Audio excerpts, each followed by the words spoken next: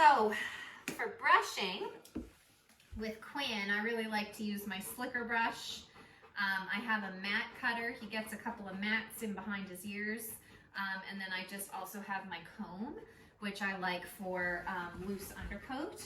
So I always start with my comb and I just go through the coat in very small little sections, and I'm just looking for areas where there's loose undercoat, and I'm just combing it out through the longer top hairs. I've done this a lot with Quinn, so his undercoat shed is pretty well gone.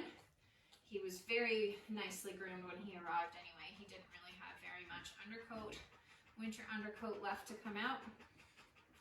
So he was already very beautiful, but I like to do that with him, just looking for, like I said, any of those extra stray bits of undercoat that need to come out. Can also kind of pick through the long hair at the back of his legs or his tail with this. Kind of comb out any little small mats. If I had like a really big mat, I would just comb it gently with the mat cutter.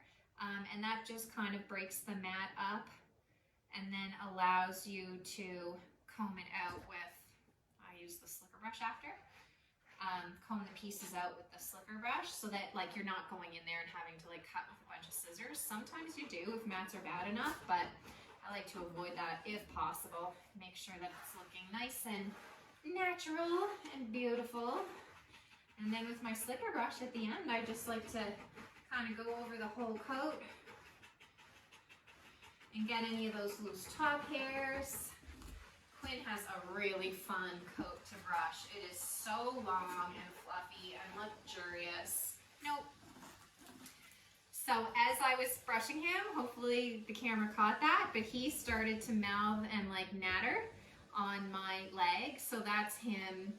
Maybe it's a little bit ticklish, maybe it's a little bit itchy, but it's like a gesture of him almost grooming me back.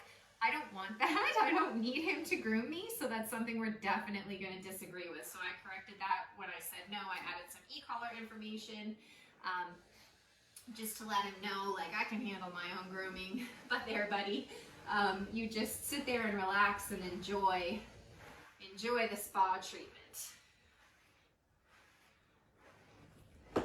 Yeah, so we're going to use our commands to help the dog hold that stationary position, using our e-collar to disagree with behaviors that we don't want, and then to guide them into behaviors that we do want.